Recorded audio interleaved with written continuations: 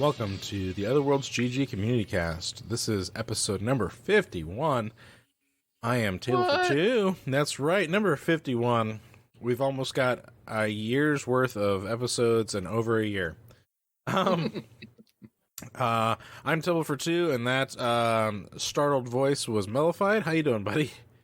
I'm doing great. How are you? It's been, I'm so excited to almost be hitting a year, even though it took us more than a year, because honestly, it's just been a lot of fun to talk games with you. I mean, this is our passion, our hobby, our thing that we do instead of, working out or leaving the house. So I try to go work out. I try to leave the house, but yes, there's just days where it's just like I'd rather be in exploring some strange new world.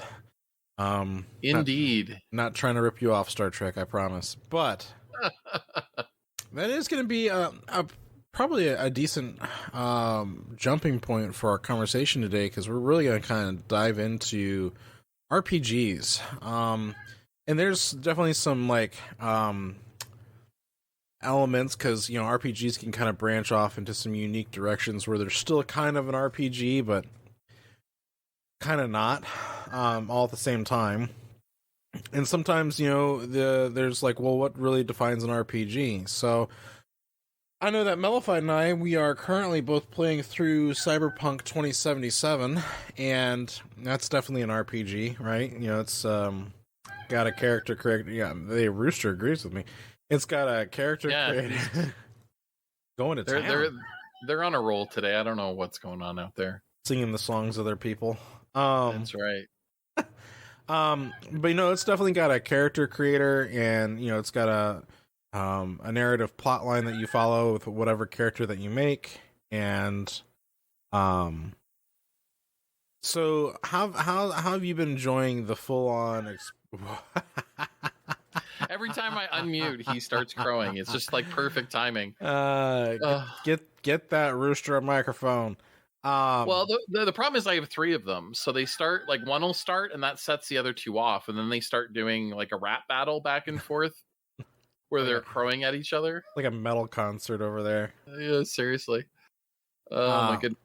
So you're asking about character creator? Well, I was asking about your experience with 2077 so far, not just not about the bugs or if you found any, but really from an RPG, how have you been enjoying 2077?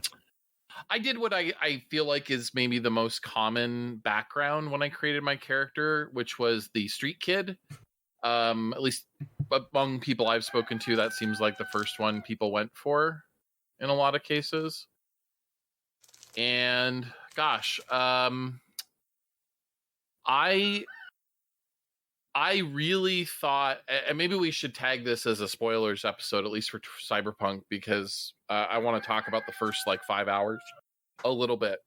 And something that I think CD Projekt Red did extremely well was they set you up in the world. Your character's a nobody, right? Hero's journey, you got to start from nothing.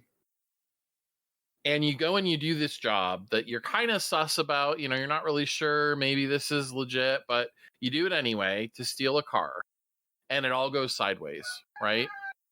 And the guy you get busted with, you end up seeing a montage and do a couple of missions with him over the next, what is in the story portrayed as, I think, 6 months. Right. And, that character's name is Jackie. Yes, I was going to say, so that's Jackie. God damn, Rooster. That is Jackie. And I felt like they did an excellent job by showing, not telling you about your relationship with Jackie. Mm-hmm. Because so many games would drop you in and you have a friend, right, from the get-go, and you're just supposed to accept that this person is your buddy. And that's fine, but I felt like it was so much more powerful the way CD Projekt Red did it in Cyberpunk, where they build it up and you see them drinking together, you see them hanging out together, you see them celebrating jobs they've pulled off, and you really get emotionally invested, or at least I did. in Jackie as a character and as your buddy, which makes it spoilers. Spoilers. Okay. That makes it so much more powerful when they kill him. Mm-hmm. You know, after the big job that you try to pull off, and it was such a dream of his to pull off a big job like that and finally make it to the big time. So it just makes him dying so much more impactful story-wise in my mind. Yeah, and there's some interesting elements to it because the way you meet him is different with each route you take. So when you start off as like the nomad, the way you meet him is differently, for example. But I'm not going to go into that per se. But I think what's interesting about that, though, is that if you spend a lot of time doing other things and exploring in the early game, that also kind of lends to that, because once that character is then removed, then it's like his mom's reaching out to you, and like you're talking to his girlfriend, and like there's just like these elements of, you know, it's kind of crazy. And then like, you know, there's some other things that get tied along with that like he leaves behind for you to have, more or less. And so it kind of becomes this like thing where it was always kind of like his goal, and then like you kind of like partnered up with him to take on his goal with him, and then it became like now you're the one who made it and he didn't. And so it kind of makes it really impactful from what happens then on out, for sure. And I'm still in the early stages too. Like I'm still doing a lot of the early stuff myself with the game, and I'm probably, man, I'm trying to like think through like where I'm at overall. I just did the mission where you have to go and collect all of the cars, the AI cars. I forget what the Dolomite. Yeah, the AI is D something. I forget what it is offhand, but yeah, I know you're talking about.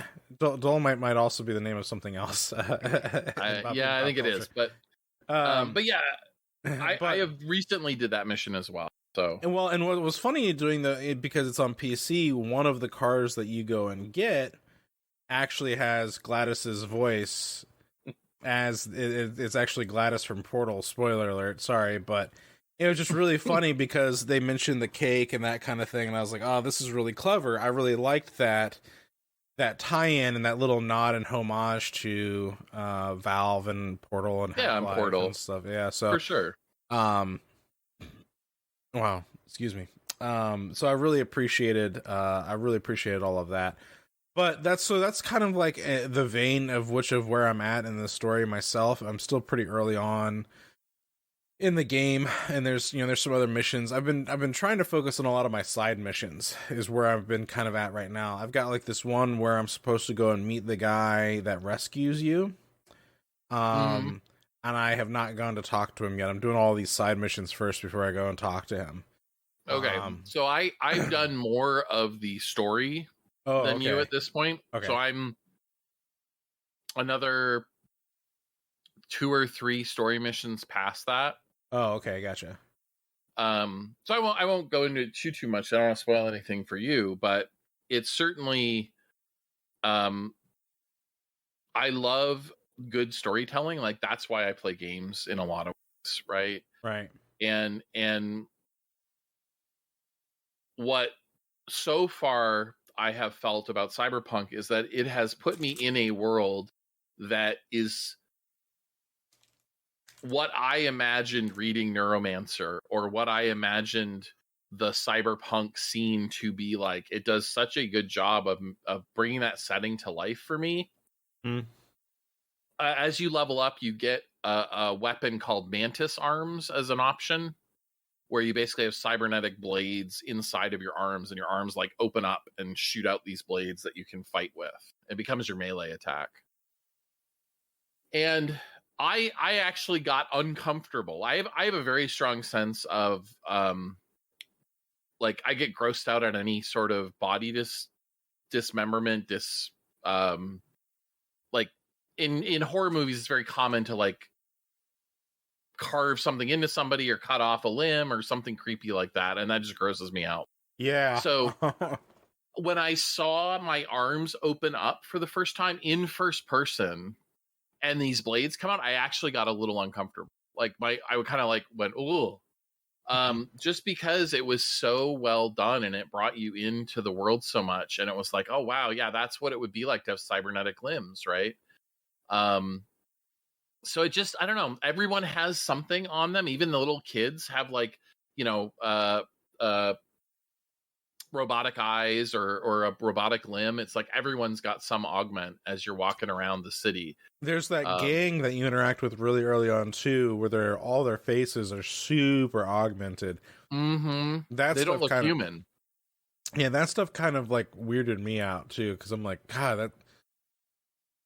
You know. Yeah, it's creepy. And there is a gang at one point that you fight against that are unaugmented, but not robotic, but they're like steroid, you know, super duper strong. They have giant muscles and stuff, but they're still human. So they kind of went the other direction as well, where it's like organic modification, body mod, which was really interesting. It is interesting. So yeah, I mean, I just think they did such a good job of creating that setting. The map is bigger than I would like, considering you can't fast travel whenever you want. You can go to a fast travel point on the map and fast travel, but you can't like just say, come, you know, take me to this point on the map, which annoys the crap out of me. Right. I've considered going and looking for a mod to change that behavior, because it drives me up the wall. Yeah, that's definitely a consideration. But we're digging it. But I'm also playing a few other games right now, and I don't know how to classify God of War, the new one. Because I mean, does a character creator like justify it exclusively being an RPG? You know, I think maybe God of War, kind of like maybe Legend of Zelda, are action RPGs. But you do have like items that you get, and you can upgrade, you know, your weapons in God of War, and you can upgrade your armor and put different like stats to your armor based on different things that you get. So I think there's definitely some RPG elements to God of War for sure that are there, and you know, it's very strong narrative. There's not a branching tree of narration, so I mean, it's very action oriented, more like a Legend of Zelda would be, where you don't have really like a choice tree that takes you down one path or the other. Right. So... It's a linear story, but yeah, you have a lot of choices along the way about how you develop your character. Right. How you want to fight. Yeah, how you use them and stuff like that. But I think it'd be pretty remiss for us to talk about RPGs and not at least talk about like MMOs in that same vein. Sure. There's been definitely a lot of MMOs over the years. There's the traditional sense of MMOs plus the new style of MMOs, which is more kind of like games as a service. I think is another. Okay, not all MMOs are games as a service, and not all games as a service are MMOs, but there are a lot of crossover. Right. So I think of games like Destiny 2 being one of for sure. Destiny 2 bothered me because I never foresaw it being a game as a service per se, or an MMO even. Mm-hmm. But I feel like that is definitely where it has gone and what it has become. I agree with that, especially daily quests and the regular expansions, adding more story content. That feels very MMO like. Yeah, adding new content and removing old content, that kind of a thing, is kind of very strange to me. I definitely feel like, because I bought the game originally. Of course, now you can play it for free, but I bought the game originally, and it just kind of feels strange to where I don't know if I felt like I got my money's worth out of it, because I never felt like I fully finished the initial story stuff, and now I can't really go back, and it's kind of weird how that all plays out, but. Yeah, there's some interesting business decisions there that puzzling, frankly. For sure. Well, in RPGs though, if we want to talk news, Final Fantasy VI from the Pixel Masters or whatever they call that, has finally come out, and it's got a very positive review score. It launched on the 23rd of February here in the US. I've definitely loaded it up a little bit and taken a look at it, but and this, to be clear, is the last of the 2D pixel remasters. They've done 1 through 5 already, and now 6 is out. And 7 was where they switched to 3D, which was the PlayStation 1 classic Final Fantasy 7. So, in an interesting way, the 1 through 6 are almost a different. I mean, they're very different style, I guess, visually. What I'm trying to say. Yeah, and Final Fantasy VI has always been the one that I've had more appreciation for. Everybody was playing 7 and liked 7. I'm not saying 7 was bad, but 7 never fully grabbed me, I guess, and like it did a lot of other people. Whereas I felt like 6 had a lot of interesting elements going on, and I played a lot of 8. But the Final Fantasy games for me are a lot like Bethesda games. I play the heck out of them and never finish them. I mean, you can get so caught up in side quests and RPGs, and flipping back to MMOs for a minute, Elder Scrolls Online, which is probably one of the best ongoing MMOs right now in a lot of ways, does an excellent job of feeling like a single player game much of the time. You're not forced into group interaction if you don't want to be, but it does that awful, frustrating thing where every NPC you bump into has some quest for you, and you can only handle, you can only have so many active quests. I think it's like 50.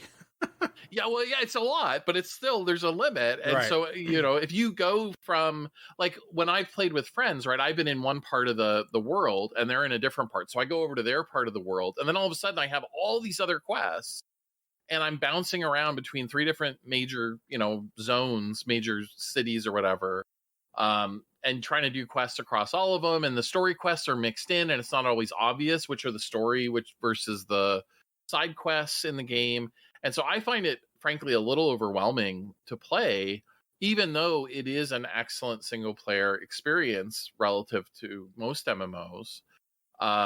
Just because there's so much going on, and you've got years and years and years of layered content that sometimes are overlapping, where you're doing a story quest from the second expansion alongside the original storyline or something like that can get kind of confusing from a narrative perspective. Yeah, for sure. Very much so. But yeah, so I think like any RPG has that delicate balance of giving you an incentive to drive the main story along versus, giving you other interesting things to do. And there's such a trope, right, about, oh my God, the world is ending. You must go to such and such town to stop the evil wizard. But first I'm going to go shopping, and then, go do 18 fetch quests, and I'm going to go get my nails done, and then I'll worry about the evil wizard, right? And it completely diffuses any sense of tension, because it doesn't matter, right? You're not actually in a hurry. Yeah, that's something about some of these RPGs that has always made me chuckle, because it's like, hey, that dire thing that we need you for. Yeah, I'll get to it. Yeah. Hey, look, I need to customize my boat first, okay? It needs a new sail. I need, better cannons. I've got stuff to upgrade, or whatever it is, right? There's always something you want to maximize in the games, like. Well, it's like I do play on occasion Star Trek Online still, and they've recently put out I think 2 expansions of content, and I still haven't touched them yet. And every now and then, I'll be playing, and you'll get the notification, Admiral Janeway is we need you to go do I'm busy. Yeah. I'll get She's to just an admiral. It's like it's not an order, right? I'll It's just take care it's of a it later. suggestion. Yeah. Well, and I think that's the hard part RPGs have telling a story is by giving you all these other interesting things to do that make the world feel more alive.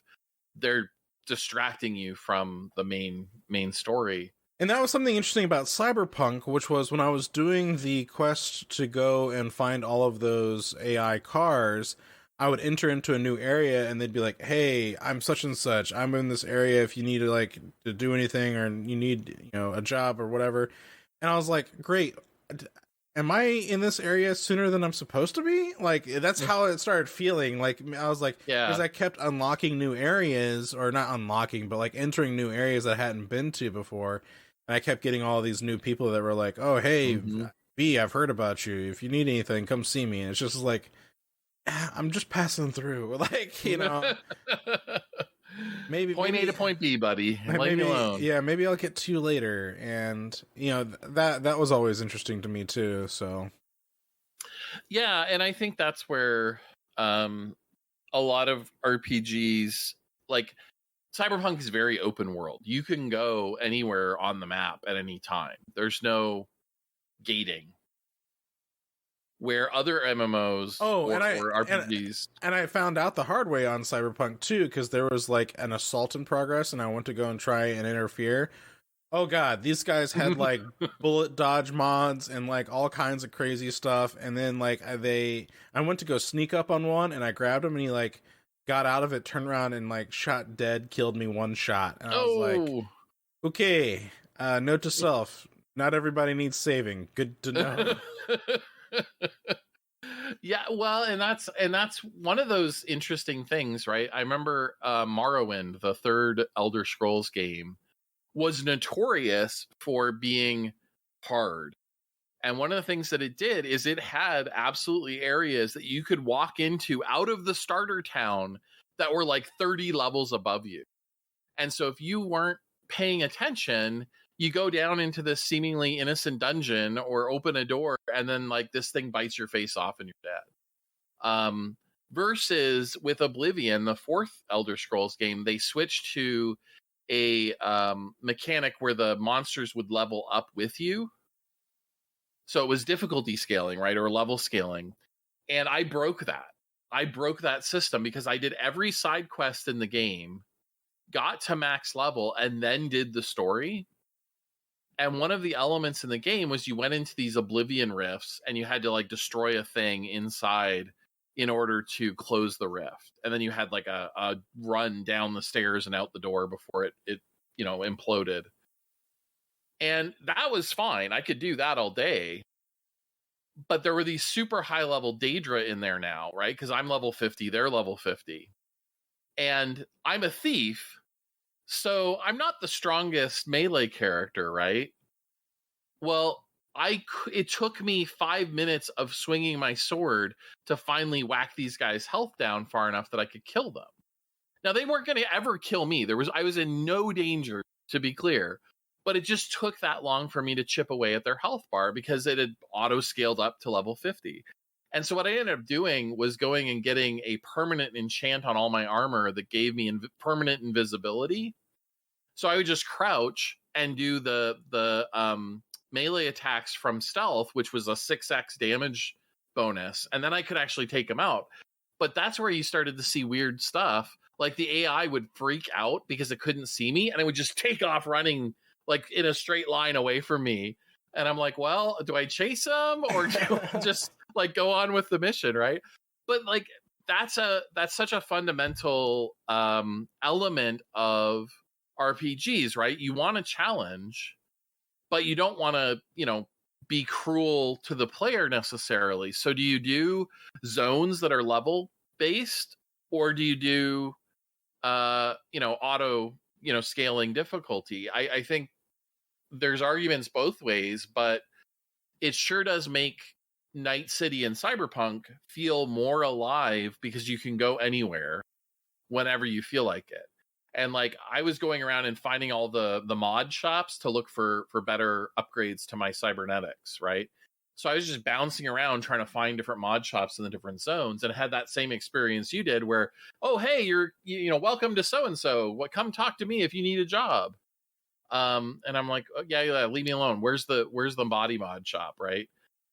So yeah, but I definitely ran into that same issue where there were some nasty, nasty dudes, in some of those areas that were ready to just, one shot me. But it made the world feel more alive. So that's the trade-off, I guess. I don't know. You're not prepared to take these guys on. Well, yeah. Like World of Warcraft would gate it, right? Because you had what they called breadcrumb quests, where it would take you from the dwarven lands to the human lands out to the next area, and those were all level. And I love that, honestly. I do think it's a good system. But they weren't. It was giving you a hint, but it wasn't blocking you, right? If you just wanted to go straight to Lordaeron, you could.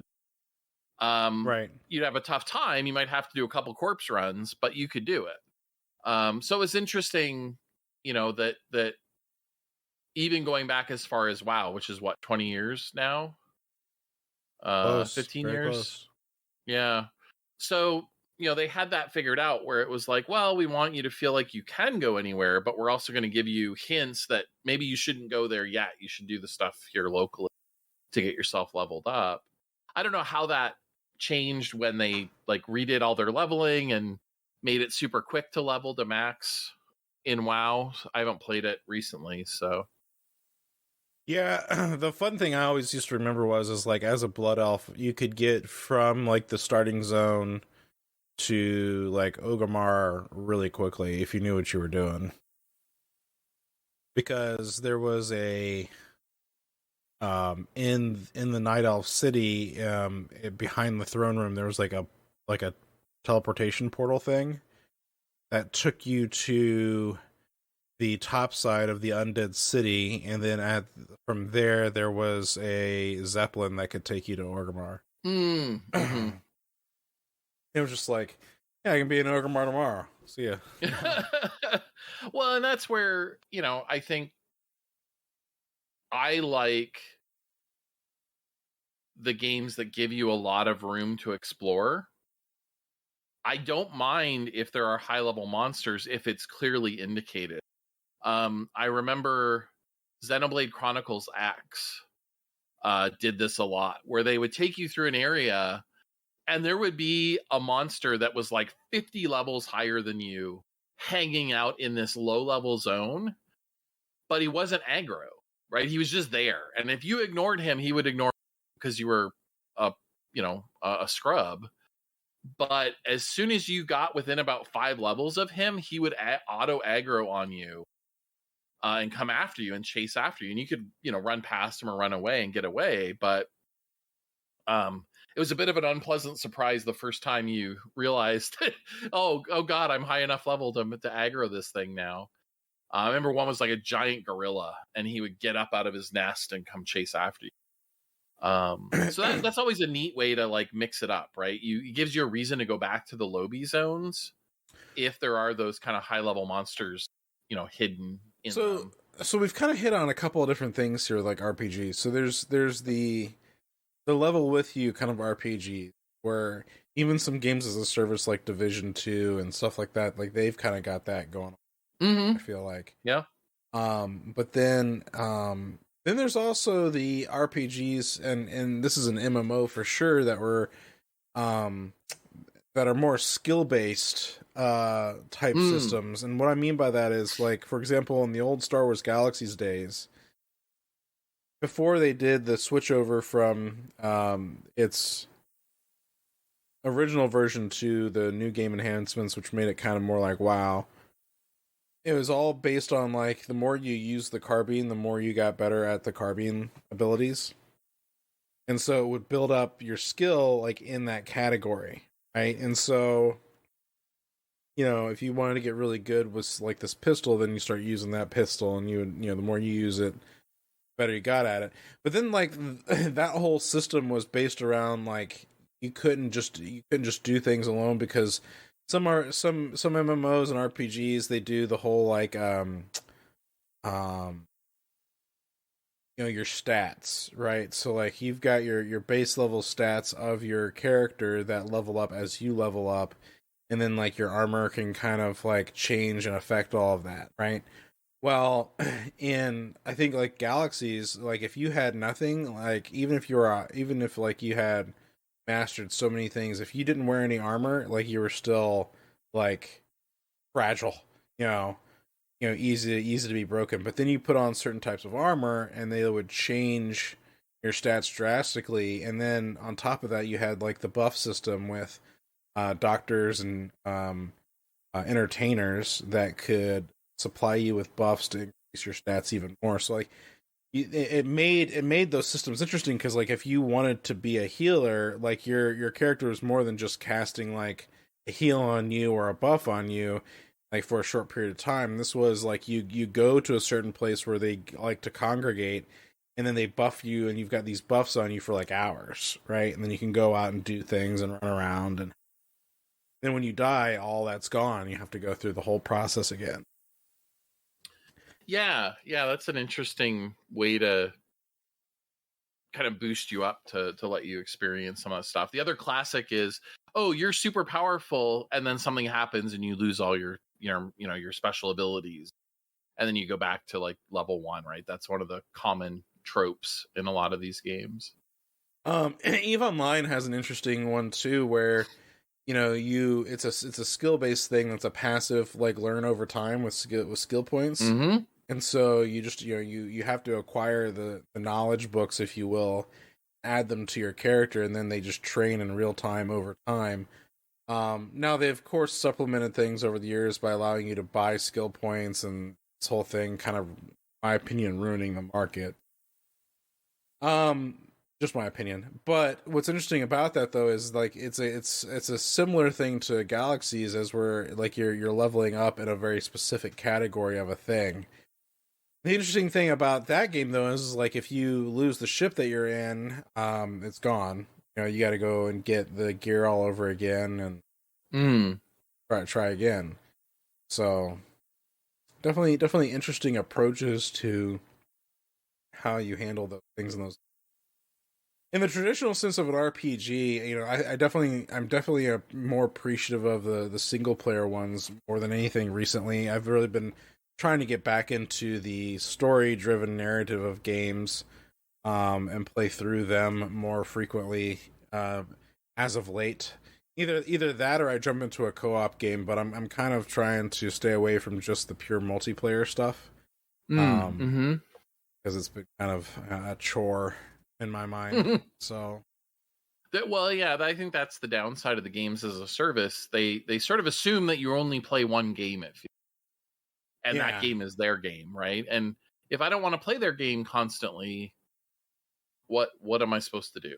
I'm going to be so far behind my friends and not have all the gear and all the upgrades and stuff that I'm supposed to have.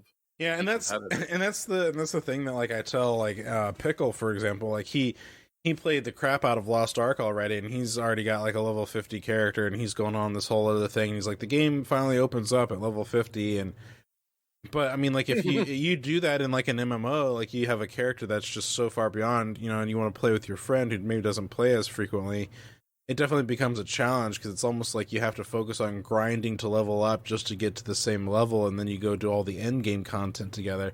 But then I feel like if you're so focused on the grind, you miss the whole point of like the story that's there in the middle. And that's something that's always bothered me was like I've legitimately tried to play WoW before trying to follow the storylines and stuff like that.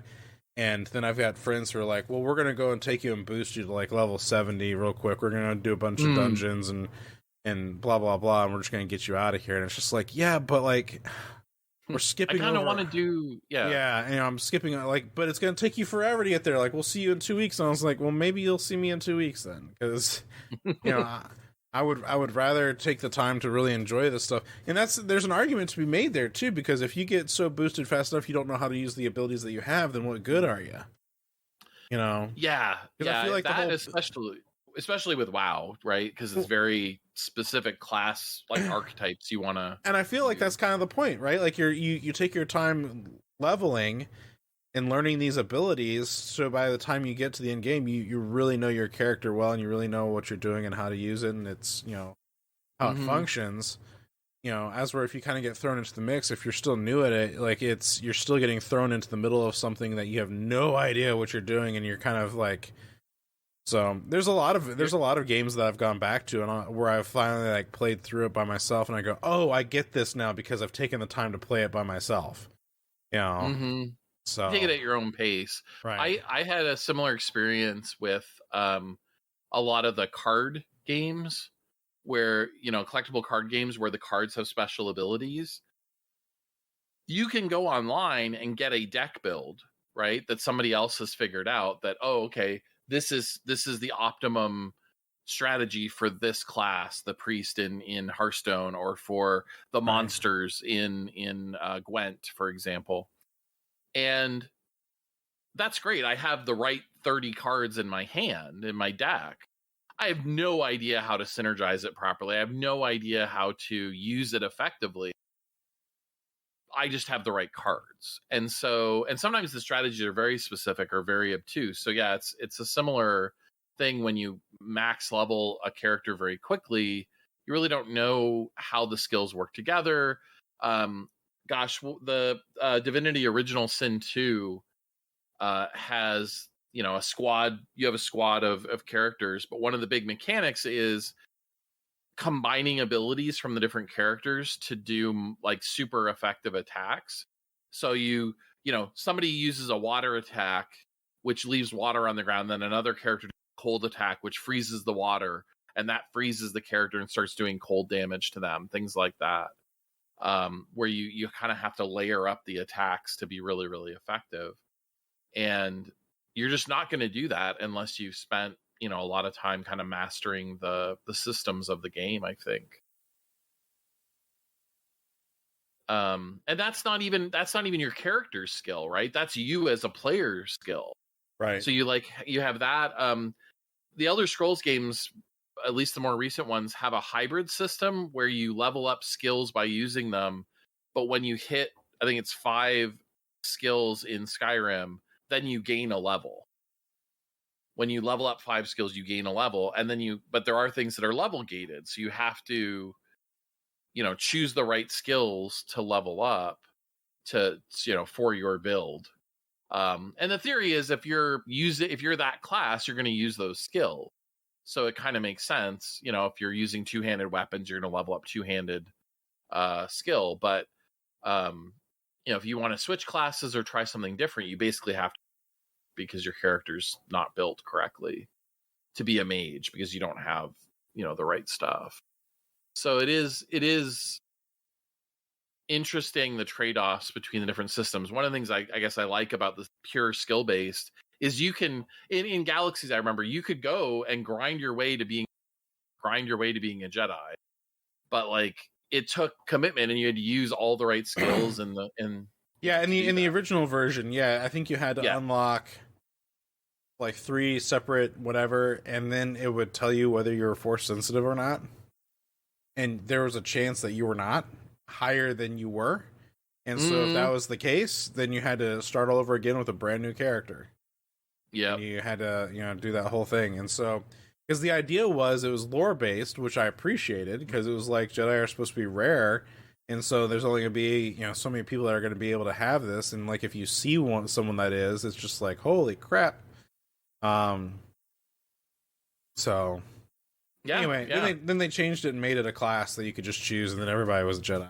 So congratulations. How does that work? Because I haven't played the Old Republic much. I don't remember how that works in Old Republic by comparison.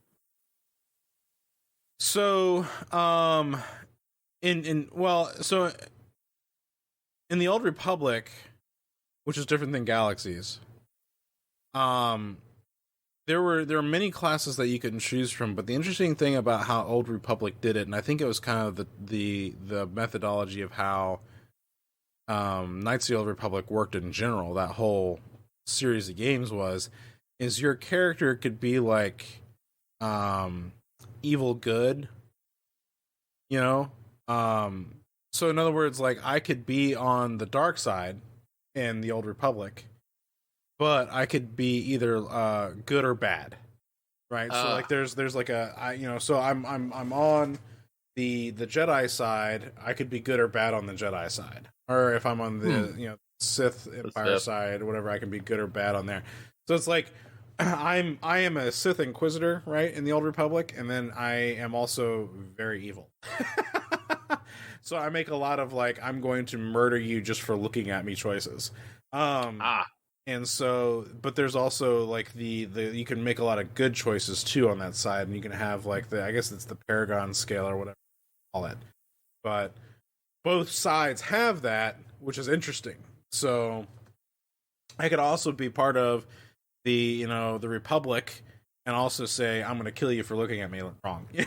So it's like, there's good and bad in both sides of that game, and so it's really interesting how they tackled that in Galaxy. And so like not everything in the Old Republic was about lightsabers and whatnot, because you had bounty hunters and smugglers, you had soldiers, you had or some of the other ones, I think, like officer, stuff like that. In Galaxies, when Galaxies finally went over to the NGE system, or the new game enhancements, in the original system you had like 36 unique professions that you could like mix and match and be. And then when they switched it over, they kind of like shuffled all those into 9 class choices. Oh, wow. And so the 9 class choices being, I think, like smuggler, bounty hunter, commando, officer, entertainer, builder, and Jedi, I think, were the bulk of those. And so, which is interesting that they did a Jedi class when beforehand it was like, you're a light Jedi or a dark Jedi. Okay. And I'm not sure how they did that, because I never picked a Jedi class, because I was like, I'm trying to play this not being that. It's like, the whole point of A Galaxy Far, Far Away and Star Wars Galaxies is like it's a sandbox of your own making, of telling your own unique story in that universe. And so it's just like, well, there's clearly not supposed to be a lot of Jedi, so I'm not going to be a Jedi. I want to be a bounty hunter. I want to go, trap some people and put them in carbonite. So, and I loved Galaxies. I still think to this day Galaxies is probably the best MMO we've probably ever had, in my personal opinion. Before or after the big changes? I think both, for their own unique reasons. And what I mean by that is this. Certainly there's an element and an argument to be made about, so there's 3 camps of the Galaxies, right? You have the original. Then you have the combat upgrade, which people kind of hated the game when the combat upgrade happened, which was what they call the CU patch. And then there's the new game enhancements that happened after that. And so then the combat upgrade made combat in the game more like action-y, as where before it was just kind of like stand there and you just did like fighting back and forth. As where the combat upgrade kind of made things a little bit more like, there's more action to it. Okay. And there was they added some new elements to it, which I liked. So I was okay with that. The new game enhancements were harsh because there's no real, it was not there one day and then the next day it was. And so for those, there was no real like way to transition properly into the other, and it was rough for a very long time. And like most of the community gave up on the game because it was just so hard. But there's something to be said for the original version, which I really like because it was very complex and it added a lot of uniqueness to it. But there's also something to be said for NGE later on. It finally got its crap together, and I personally thought it became a very good game. And the funny thing is before the servers went offline, the developers, and you look at like something like Star Citizen, right, where like they're trying to make this huge immersive world of multi-crewed ships and this and that and blah. Well, in Galaxies, they had the spaceflight stuff and they had multi-crewed ships. And one of the things that they added in before the server shut down is the ability to fly your ship to the surface of a planet. Now, it didn't have the dynamic transitions, right? Like you're going through the atmosphere, but you get close enough and then it would load into the planet and then you could keep flying your ship to the surface and get out of it. Or you could get into your ship on the surface and fly it up into space. Like that was a thing that happened. And it was something that people wanted for so long, and it's still something that the private servers today are trying to figure out how they did that. Oh wow. They haven't fully implemented that element properly into their game servers. So it's just really interesting how, like, by the end of life, they had this really dynamic system of a game, and they had to shut it down because the Old Republic was coming. Disney was getting ready to take over in a couple of years after that, which no one knew at the time that Disney was going to do that. But the Old Republic was coming out, and they didn't want two competing Star Wars MMOs, I guess, and which I think is a shame. I think there was room for both of them to exist because they take place. They're vastly different games. Yeah, and of course, SOE. So the Sony Online Entertainment kind of like went under, and it had a bunch of its games that it kind of like shoveled off to other locations. So Daybreak, I think Daybreak was what the name of that was. Daybreak is now, I think their name, but they had a stable of games and, got rid of some of them at least. Yeah. So dark times for some of these games, but we're, I would dare say that we've definitely got a lot of really good games going on today, though, that are really fun RPGs. So, well, yeah, and certainly, just in the single player space, RPG elements have kind of touched every game. I feel like every genre has RPG elements. You were talking about God of War earlier as a great example, but even Call of Duty has a lot of RPG elements, depending on the loadout you pick, depending on how you build your skills and character and stuff. That's all from RPGs, and people like it because they like the customization and like feeling like they've got a unique experience in the game. So it'll be interesting to see, roguelike or roguelite games have certainly become a thing, and we're even seeing RPG elements in those with things like Hades, where depending on the weapon you pick, depending on the skills you pick, you can end up with a vastly different character playing through the game. So I'm sort of fascinated by seeing those mechanical elements make it into other games. But gosh, there's nothing like an RPG for me for immersing you in a world and making you feel like you are part of that place and that time and that experience and the story that's going on. I mean, cripes, there's a reason people still play Skyrim so many years after it came out, right? Because it's one of the best worlds for just dropping you in and making you feel like, oh my God, I am in this place and I'm talking to these people and I am, part of this world.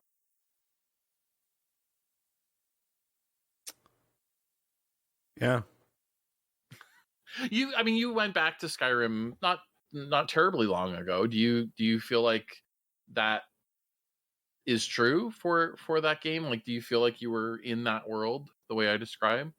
Yeah, there was definitely times. I mean, there was definitely times where I felt like the frustrating thing was I was really getting back into Skyrim and actually making a whole lot of progress, and then it was again like something else kind of came along, and then I forgot to go back to it. So it's like I really need to get back to it, but. I did appreciate the immersion that Skyrim had, and it's one of those games where it's like, remember to save often, because if you get too far and you forget to save, and then you die, it's that unfortunate nature of, well, got to do that all over again. Yeah. That is one thing. If I could wave a magic wand and add a feature to every game, it would be frequent rolling autosave. Like, have 10 autosave slots and just, cycle through them every 5 minutes So I have, an hour worth of play saved in 5-minute increments or something. Like, it's so frustrating to me when I die and get sent back to the very beginning of an hour mission that I've been working on, or I die and I lose, like you say, a bunch of progress and I have to do it all over again. I hate that so much. Yeah, it's kind of the bane on some of these RPGs where they make it challenging. But honestly, though, that kind of keeps me on my toes. I really like the challenging aspects of a lot of RPGs, which is why I think I so fell in love with the original Galaxies, because of just how challenging and unique it was, different it was, and it kept me engaged in the world to build out my own character and go explore and find things. And even to this day, I'll jump on one of the emulated servers just to kind of go and explore and see what's out there. And they do a pretty good job maintaining these emulated servers. So one of the advantages, technology wise, right, is CPUs get faster, and that's what all these game servers were using, right? It's just CPU. There's no graphic GPU involved. So if you have a modern CPU, it's probably 10 times as powerful as what these things ran on back in the day, when the game servers came out. Yes, indeedy. So what's on your list? So, like, you're playing through Cyberpunk now. Are there any other RPGs you're playing through? Not at the moment. I did do a Skyrim, whatever the Legendary Edition or whatever we got last year was called. I forget the name now. Because it wasn't a special edition, Anniversary Edition, maybe. I was playing through that. It was my first playthrough as a mage, because I always play a Khajiit thief, because that's tradition. So I never played it as really any other class, any of the Elder Scrolls games. So I did try a mage. I didn't love it. I don't know. I feel the mage is just like glass cannon-y. I don't like the imminent death at any moment as much. I mean, thief has some of that, but you can always like run away and stealth and stuff, where the mage I feel like is a little more limited. But I've considered going back to it. I'm not sure, because I beat the game, and I did probably about 80% of it. Well, that's probably aggressive. 70% of the game. So I can certainly find more to do, but starting from scratch is a little bit of a tough sell, since I've done so much of it already. That's probably the biggest RPG. I did play a little bit of Shin Megami Tensei 5 on the Switch, which is a RPG, has a lot of RPG element, tactical combat, but RPG. And it is very minimalist graphics wise, which is it gets a bit, I don't know. It didn't grab me as much, I guess. It didn't hold my attention. But as you say, that's a huge problem. There's so many good games to play. It's tough to stick with anything all the way through, especially these 100-hour games. Yeah, for sure. But I do love the Persona games. I played through Persona 5, and then I played through Persona 5 Royale, which Persona 5 was 100 hours, and Persona 5 Royale was another 150. And, the 100 hours on both was the same. It was just the added content that they sprinkled in through the game. So, like, that's one of the rare examples for me of actually playing through a game twice. Usually I play them once and done. But I do tend to try and finish them, not a perfect record by any means. But I did play the Obsidian Deadfire. What was it? Pillars of Eternity Deadfire, the second one. That was kind of interesting because you had a pirate ship and you got to sail around and stuff. And it was a party-based system. I did finish the first Pillars of Eternity, but I didn't love it. It was a little too old school. It had a lot of like manual things you had to do as far as clicking and moving your guys around. There's a lot of dialogue. There's just people droning on about inconsequential shit. The second one kind of yeah, it was just like, I don't care about this, where the second one I think tightened a lot of that up and automated some of the manual stuff, like finding traps and searching areas for hidden stuff. So that made it a lot more fun. But again, that one I got kind of sidetracked on. I felt like the story was kind of all over the place for me, because they kind of set you up where you can go to all these different islands, and every island has a series of quests to it, but you're sometimes sailing between islands to do these quests. So you end up going to a new island and then picking up 15 more quests and forgetting why you came there in the first place. So I got a little sidetracked playing it, I guess. But no shortage of great games to play, and I know Baldur's Gate 3 is still in development. They said that's going to be out in 2023, out of early access, apparently. But it is out in early access now.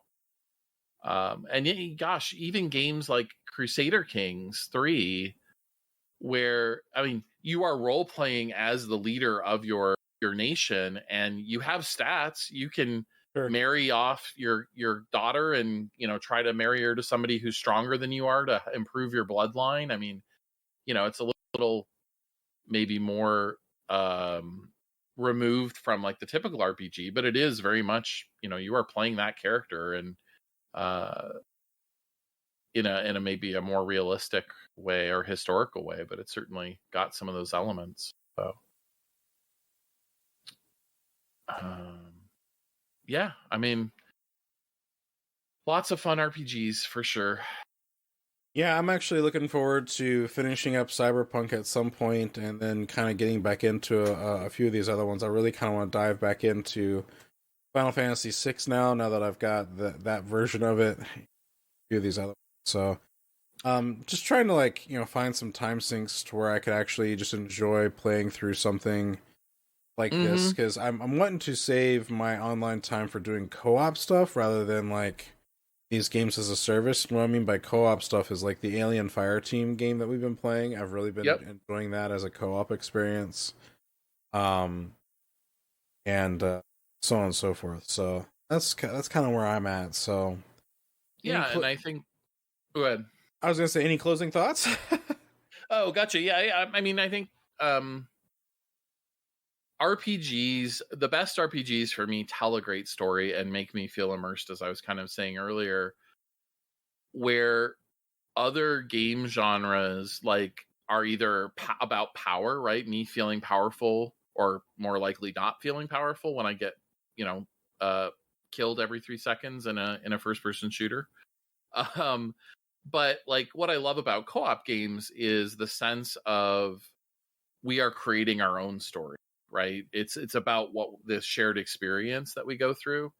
And I have never, because the time investment on so many RPGs is so significant, I don't think there are very many successful co-op RPGs. I know Divinity Original Sin 2 does it a little bit. But I've never seen anybody actually play it that way for any length of time. So that's something that I would love to see explored more in the future, or made it, something that melded those together in a way that was a lot of fun and easy to do. But yeah, I mean, I think that's kind of my hope for the future of RPGs myself.